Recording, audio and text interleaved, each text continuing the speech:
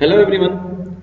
In previous class, we were discussing on third chapter of BST, private, public, and global enterprises, in which we were also discussing on topic changing role of public sector, in which we have covered some points like development of infrastructure, जहाँ government ने basic infrastructure develop किया था। Next हमने बोला था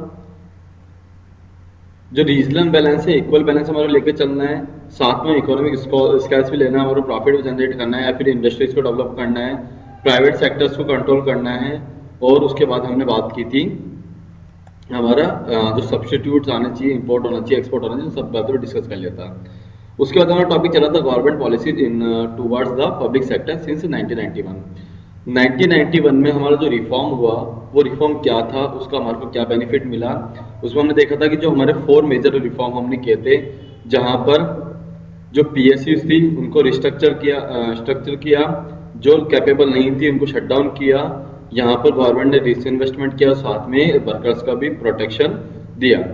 लेकिन अगर इनको डीपली देखेंगे तो डीपली में हमने फर्स्ट पॉइंट पढ़ लिया था कि जो बेसिक इंडस्ट्रीज गवर्नमेंट ने 1951 में 7 इंडस्ट्री खुद के पास रिजर्व रखी थी, उसको 1991 की पॉलिसीज में 8 पे लाए, देन 2001 में 3 में लेके आ गए। जिससे इट मीन्स क्या था कि 14 इंडस्ट्रीज गवर्नमेंट ने प्राइवेट सेक्टर्स को दे दी, उनको फ्री हैंड वर्किंग के लिए प्रमोट कर दिया।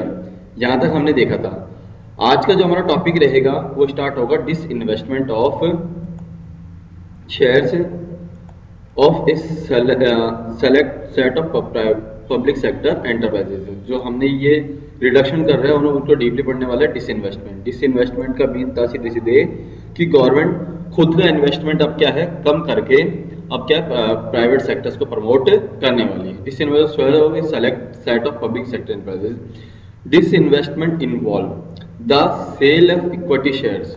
Equity shares in the sense जो भी हमने इन्वेस्टमेंट किया है, जिस बेसिस पर जहां पर सीधे सीधे इन्वेस्टमेंट है वो इक्विटी शेयर से बोल सकते हैं हम लोग, जहां कुल मिला के ऑनरशिप परचेज की हमने to the private sector and the public, यहाँ पर डिसइन्वेस्टमेंट कर दिया हमने इक्विटी शेयर्स का। द ऑब्जेक्टिव वाज, इसका पर्पस क्या था, raise resources and encourage the wider participation. हमारे रिसोर्सेज रेज हो और साथ में इंकरेज हो पार्टिसिपेशन किसका, जनरल पब्लिक का एंड वर्कर्स के अंदर ownership of the enterprises. Ownership में किसका इन्वेस्टमेंट है, जनरल पब्लिक का या फिर हमारे वर्कर्स का। The government had taken a decision to withdrawal from the industrial sector. यहाँ से इंडस्ट्रियल सेक्टर में विड्रॉल करने के हमने गवर्नमेंट का इन्वेस्टमेंट था वहां पर इन्होंने क्या अपने आप क्लियर कर दिया, अपना इन्वेस्टमेंट रिड्यूस कर लिया, इक्विटी शेयर कैपिटल रिड्यूस कर ली, जिससे प्राइवेट सेक्टर्स को प्रमोशन मिले, प्राइवेट सेक्टर्स के हाथ में वर्किंग जाए। प्राइवेट सेक्टर्स के हाथ में वर्किंग जाएगी तो ऑटोमेटिकली वो इंडस्ट्री ग्रोथ पे आएगी, क्योंकि प्रॉपर वर्किंग उनको करनी है। वहां सीधा सा कंसेप्ट है, जितनी वर्किंग होगी इतना प्रॉफिट होगा। लेकिन गवर्नमेंट सेक्टर्स में ऐसा नहीं होता, क्योंकि अगर लॉस होता है तो गवर्नमेंट ट्रेजरी से क्लियर होता है। इस केसेस में प्राइवेट सेक्टर्स को प्रमोट करने का उन्होंने थिंकिंग रखी।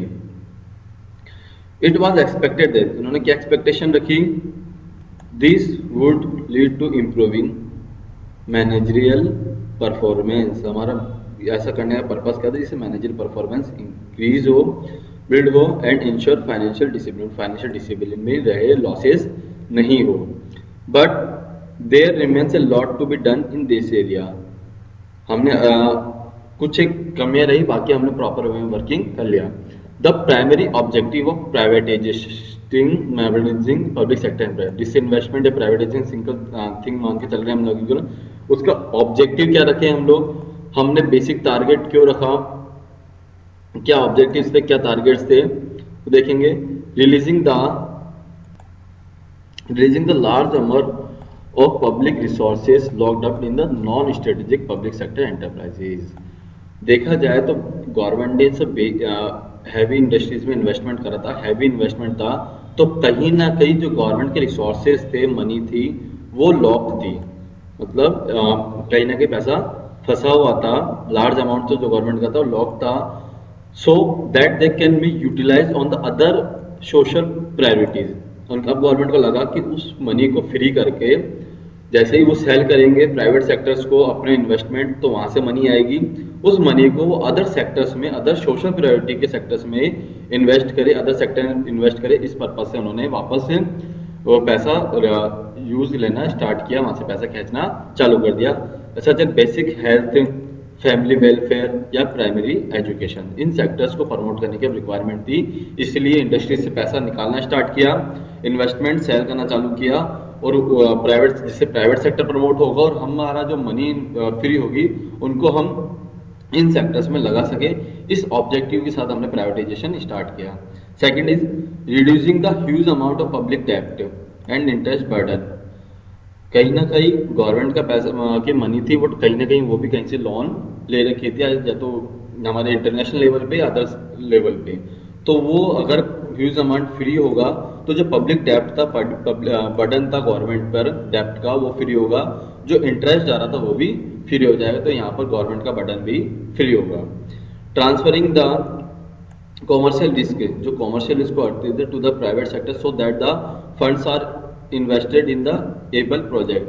यहाँ हमने ये सब तो डेवलप किया, यहाँ पर जो कॉमर्शियल रिस्क थी वो प्राइवेट सेक्टर्स को दे दी, और जो हमारा इन्वेस्टमेंट था वो एबल प्रोजेक्ट्स में लगाना चालू किया। तो अदर जो इंडस्ट्री हमारी लगती थी वहाँ पर हमने सपोर्ट करना चालू किया। रेलवे वगैरह वहां से मनी फ्री, तो रेलवे बहुत अच्छे लेवल पे बिल्ड हुआ। क्यों? क्योंकि हमारे पास मनी फ्री हो गई। ऑटोमेटिक एनर्जी की बात करें या फिर डिफेंस सेक्टर की बात करें, तो डिफेंस स्ट्रॉन्ग क्यों हो पाया? क्योंकि वहां से मनी फ्री हुई अदर सेक्टर से और डिफेंस में आ सकी। तो इस तरह से हमने क्या है, कॉमर्शियल रिस्क को डाइवर्सिफाई कर दिया प्राइवेट सेक्टर्स में, और हमारे जो एबल प्रोजेक्ट थे वहाँ इन्वेस्टमेंट हमने स्टार्ट कर दिया। फ्री किया हमने this enterprises from government control से फ्री कर दिया। इंट्रोडक्शन ऑफ कॉर्पोरेट गवर्नेंस से लेके आया, जहाँ पर प्राइवेट सेक्टर वर्किंग करेगा, एक प्रॉपर वर्किंग हो, इसलिए कॉर्पोरेट गवर्नेंस हम लोग लेके आए। In many areas where the public sector had a monopoly, जहां पब्लिक सेक्टर की मोनोपोली थी, गवर्नमेंट की मोनोपोली थी। For example telecom sector, the consumer have benefited by more choices. आज हम टेलीकॉम सेक्टर की बात करें, पहले एक सिंगल कंपनी होती थी, तो वहां पर हमारे क्या है, चार्जेस हायर होते थे। बट जैसे ही प्राइवेट सेक्टर में आया तो वहाँ पर क्या है, लोअर प्राइजेस हुए और बेटर क्वालिटी प्रोडक्ट भी हमारे को सर्विसेज भी मिलना स्टार्ट हुआ। क्यों? क्योंकि प्राइवेट सेक्टर में जैसे ही वर्किंग हुई हमारा बेनिफिट मिला।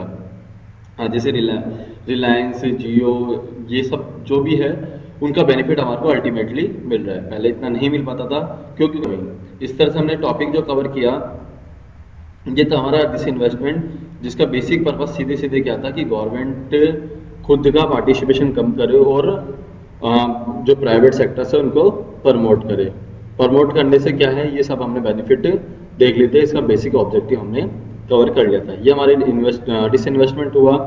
डिसइन्वेस्टमेंट के बाद नेक्स्ट टॉपिक आता है हमारा policy regarding sick need to be same as that for the private sector.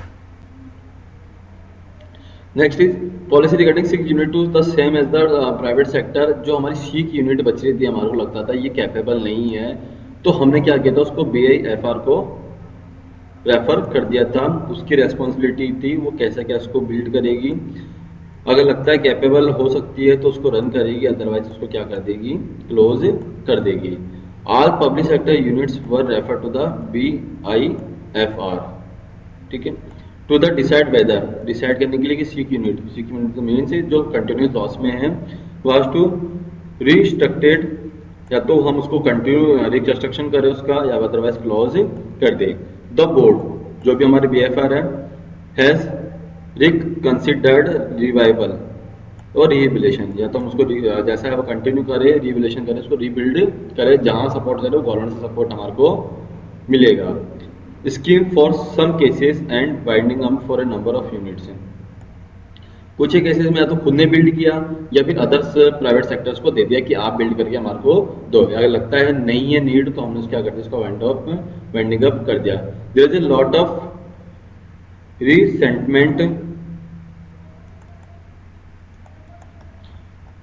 Resentment among workers of the units which are to be close down. अब यहाँ जो क्लोज डाउन हुई उनके वर्कर्स का क्या होना चाहिए, उस पर हमने कॉन्सेंट्रेट किया। ए नेशनल रिन्यूएबल फंड, एक फंड बनाया गया set up for the government to retrain or redeploy retrenchment labor and to provide compensation to public sector employees seeking voluntary retirement. यहाँ पर केसेस क्या दिए गए उनको, एक फंड बनाया गया, अगर कोई वॉलंटरी रिटायरमेंट लेना चाहता है, वॉलंटरी रिटायरमेंट देगा, जैसे पेंशन वगैरह वो हमने उनको प्रोवाइड की।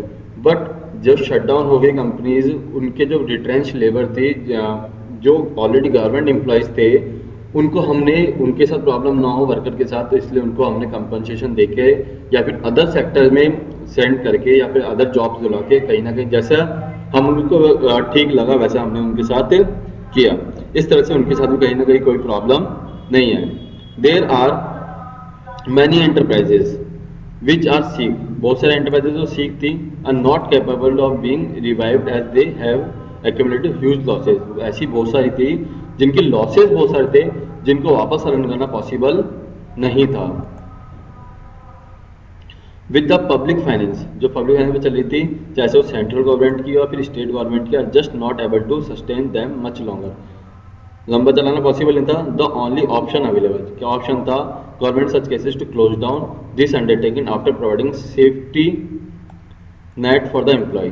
यहाँ पर उनको शट डाउन कर दिया सेफ्टी नेट देकर हमारे एम्प्लॉयज को और वर्कर्स को, मतलब हमने जो स्कीम बनाई थी उस अकॉर्डिंग उनको हमने रन किया। Next is resources under the national renewal fund, जो हमने फंड बनाया था इनको प्रमोट करने के लिए, have not been sufficient to meet the cost of voluntary separation scheme और voluntary retirement scheme। हालांकि जो हम सेपरेशन स्कीम लेके चले थे, रिटायरमेंट स्कीम लेके चले थे, उसके लिए इनफ नहीं था, बट जैसा भी हमारे को सूटेबल लगा वहाँ पर गवर्नमेंट ने उस तरह से डील किया जिससे किसी के साथ कोई प्रॉब्लम नहीं है। तो यहाँ पर हमने क्या देखा, इसी के अंदर फर्स्ट देखा था, सबसे पहले हम लोग डिसइन्वेस्टमेंट से रिलेटेड, मतलब अपनी जो इंडस्ट्रीज थी गवर्नमेंट ने सेल किया, देन डिसइन्वेस्टमेंट किया। डिसइन्वेस्टमेंट का पर्पस क्या था कि हमारा मनी फ्री तो अदर सेक्टर में लगा है। फिर नेक्स्ट देखा हमने जो सीक यूनिट थी उनके साथ क्या करना चाहिए, तो रिबिल्ड कर लेंगे, अदरवाइज इसको सेल कर देंगे या फिर क्लोज डाउन कर देंगे। नेक्स्ट है memorandum of understanding. Memorandum understanding सीधे सीधे एमओयू क्या था, एक ऐसा एग्रीमेंट था कि जो ऑलरेडी कंपनी चल रही है, पीएसयू चल रही है, और साथ में जिन्होंने उसको अडॉप्ट किया बीएफआर, उससे रिलेटेड मिनिस्ट्री, कि हम इसको प्रॉपर वे में रन करके देंगे, या फिर उसके बाद की जो भी टर्म एंड कंडीशंस है रिप्लेशन के बाद की, वो सारी हम लोग कंसिडर करके देखेंगे। Improvement of performance through a MOU, memorandum of understanding, system by which management are to be granted greater autonomy. जो मैनेजमेंट था वो ग्रेटर ऑटोनॉमी दी गई, but held accountable for specific result. जो बीएफआर की बात हम लोग करके चल रहे हैं, उसका जो मैनेजमेंट था उसको पावर्स तो दी गई कि आप उसको कंट्रोल करो, बट ऑटोनॉमी थी, साथ साथ में क्या है, रिजल्ट्स के लिए अकाउंटेबल भी रखा गया। Under this system public sector units पर गिवन क्लियर टारगेट दिया गया and operation autonomy for achieving those target. यहाँ इनको टारगेट दिया, साथ में अचीव करने का एक प्रॉमिस लिया गया। द एमयू वाज बिटवीन, ये अंडरस्टैंडिंग ये एग्रीमेंट किसके बीच में था, पर्टिकुलर पब्लिक सेक्टर यूनिट जो हमारी कंपनी है वो, प्लस देयर एडमिनिस्ट्रेशन मिनिस्ट्री, जो मिनिस्ट्री है ये फिर से रिलेटेड जो भी है, डिफाइनिंग देयर रिलेशनशिप एंड चलनी पड़ेगी। तो इस तरह से हमने क्या टॉपिक कवर किया, मेमोरेंडम ऑफ अंडरस्टैंडिंग, कि आप बीएफआर को वर्किंग तो दे रहे हो, लेकिन वर्किंग प्रॉपर वे में वो भी हमारे को अंडरस्टैंडिंग रखनी पड़ेगी। तो ये टॉपिक था हमारा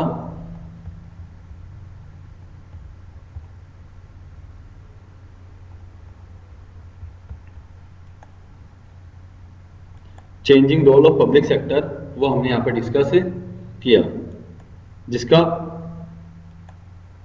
बेसिक पर्पस हमारा क्या था कि 1950 से लेकर और अब आज के करंट टाइम में क्या सिचुएशन रही, क्या पॉलिसीज है, वो सारा देखा हमने। कि यहाँ पर हमने क्या देख रहे थे कि 1950 में 1947 में क्या सिचुएशन थी, तो गवर्नमेंट ने पब्लिक सेक्टर में क्या किया, पब्लिक सेक्टर का रोल चेंज के मीन्स हम देख रहे हैं कि 1950 में वो क्या कर रहे हैं और 1990 में क्या कर रहे हैं, वो जो डिफरेंस है वही क्या हमारा changing role of public sector. पहले गवर्नमेंट क्या कंट्रोल करके चली थी, क्या कंसिडर करके चल रही थी, बेसिक इंफ्रास्ट्रक्चर 1950 में, बट 1990 में आ जाए हम लोग तो वो उसका पूरा प्लान डाइवर्ट हो चुका, वो अदर ही सेक्टर में लग चुकी। तो सबसे पहले तो उन्होंने क्या किया था, इंफ्रास्ट्रक्चर डेवलप किया था। इंफ्रास्ट्रक्चर डेवलपमेंट की बात अगर बात करें हम लोग, तो रीजनल बैलेंस को साथ लेके चले थे। रीजनल बैलेंस के साथ साथ हमने प्राइवेट सेक्टर्स को कंट्रोल किया था, इकोनॉमी की स्केल लिया था, और उसके अलावा एक जो पॉइंट कंसिडर किया था वो था हमारा जो इम्पोर्ट है और एक्सपोर्ट है उससे रिलेटेड। और फिर 1990 पे आ गए थे हम, 1991 पे आ गए थे कि उन्होंने खुद की इन्वेस्टमेंट कम करके प्राइवेट सेक्टर्स को प्रमोट किया, इन्वेस्टमेंट किया, प्राइवेट सेक्टर प्रमोट किया, खुद का इन्वेस्टमेंट कम किया, और साथ में जो पॉलिसीज है सिख यूनिट से रिलेटेड, मतलब बीएफआर को रेफर किया और मेमोरेंडम ऑफ अंडरस्टैंडिंग मेंटेन किया। तो ये टॉपिक हमारा यहाँ एंड हुआ। नेक्स्ट टॉपिक आता है हमारा ग्लोबल एंटरप्राइजेस। ये टॉपिक हमारे इस बार के सिलेबस में डिलीटेड है, ठीक है। तो इससे आगे का टॉपिक हमारे को नहीं समझने, बट एक बार फिर भी इसको क्लियर कर देता हूँ क्या है। स्टार्टिंग बताता हूँ, जो मल्टीनेशनल कंपनीज होगी जो मोर देन 2 कंट्रीज में वर्क करेगी उसको हमने क्या बोल सकते हैं, ग्लोबल एंटरप्राइजेस, ठीक है। ग्लोबल एंटरप्राइज की फीचर देखिए, फ्यूज कैपिटल आएगी, मतलब अच्छा खासा पैसा आएगा, फॉरेन कोलैबोरेशन रहेगा, पार्टनरशिप रहेगी, एडवांस टेक्नोलॉजी आएगी क्योंकि इंटरनेशनल लेवल पे वर्क कर रहे हैं, नए नए प्रोडक्ट होंगे, मार्केट की अलग अलग स्ट्रेटेजीज होगी, ठीक है। और एक्सपेंशन ऑफ मार्केट टेरिटरी, हमारा फॉरेन में वर्क करे तो टेरिटरी बढ़ चुकी है हमारी, उसके साथ हमारे क्या कंट्रोल किया, जिस कंट्री वर्क करे वहाँ रहेगी। इसका पार्ट था जॉइंट वेंचर, जैसा हमारा हीरो होंडा वगैरह है, मारुति सुजुकी है, कि फॉरेन कंट्री के साथ हम लोग फॉरेन कंपनी के साथ भी कोई बेस बना सकते हैं। ये सारी चीजें इसके अंदर हम लोग देखने वाले थे, ठीक है। तो आज ये हमारा टॉपिक, ये चैप्टर फिनिश होता है जिसमें हमने स्टार्टिंग की थी हमारे private public and global enterprises. इसका मीन देख लिया था हमने कि प्राइवेटली जो वर्क करेगा, जहाँ जनरल पब्लिक पैसा लगा सकती है वो हमारा प्राइवेट था। जब गवर्नमेंट का इन्वेस्टमेंट रहेगा, गवर्नमेंट प्रॉपर अपने अकॉर्डिंग वर्क करेगी, वो हमारा क्या था, पब्लिक सेक्टर, ठीक है। इनको फर्दर हमने डिवाइड किया था, private sector, sole proprietorship, partnership, जो एचयूएफ बिजनेस, कोऑपरेटिव सोसाइटी और कंपनी। और इसकी बात की थी तो डिपार्टमेंट अंडरटेकिंग जो गवर्नमेंट के टोटल कंट्रोल में रहेगा, गवर्नमेंट अपने डिपार्टमेंट के अकॉर्डिंग काम करेगी, मिनिस्ट्री के अकॉर्डिंग काम करेगी, स्टैट्यूटरी कॉर्पोरेशन जहां एक पार्लियामेंट की स्पेशल एक्ट के अकॉर्डिंग वर्क करेंगे, गवर्नमेंट कंपनीज जो होगी एक कंपनी, बट यहाँ पर मोर देन 51% शेयर होल्डिंग किसकी होगी, हमारे गवर्नमेंट की। ये तीनों टॉपिक के फीचर्स, मेरिट, डीमेरिट के साथ इसको कवर हमने कल कर लिया था। नेक्स्ट जिस टॉपिक को हम लोग डिस्कस करने वाले थे वो था changing role of government company या पीएसयूज। जो अभी हम लोग जो गवर्नमेंट अंडरटेकिंग्स की बात कर रहे हैं, गवर्नमेंट ने जहां इन्वेस्टमेंट कर रखा है उनका क्या रोल रहा, किस तरह से वो वर्किंग कर रहे हैं हमारे, वो सारी चीजें हम लोग डिस्कस कर रहे थे। इसमें हमने देखा था सबसे पहले क्या है कि 1950 में गवर्नमेंट ने बेसिक डेवलपमेंट की बात की, इंफ्रास्ट्रक्चर वगैरह डेवलप किया, और उसके अलावा जो भी रीजनल बैलेंस है वो लेके चले, इकोनॉमी को स्केल किया, प्रॉफिट जनरेट किया, प्राइवेट सेक्टर्स को कंट्रोल किया। उसके अलावा हमने जो देखा वो था हमारा इंपोर्ट एक्सपोर्ट से रिलेटेड था, और लास्ट में था गवर्नमेंट की पॉलिसी 1991 में क्या रहे, जिसमें डिसइन्वेस्टमेंट को कॉन्सेंट्रेट किया, और जो कंपनी की लगती कैपेबल नहीं था उनको बीएफएल को रेफर कर दिया। ये हमारा 1950 से लेकर आज तक की जो भी गवर्नमेंट सेक्टर का हमारी इकोनॉमी डेवलपमेंट में जो सपोर्ट रहा वो सारी चीज़ें हमने डिस्कस की।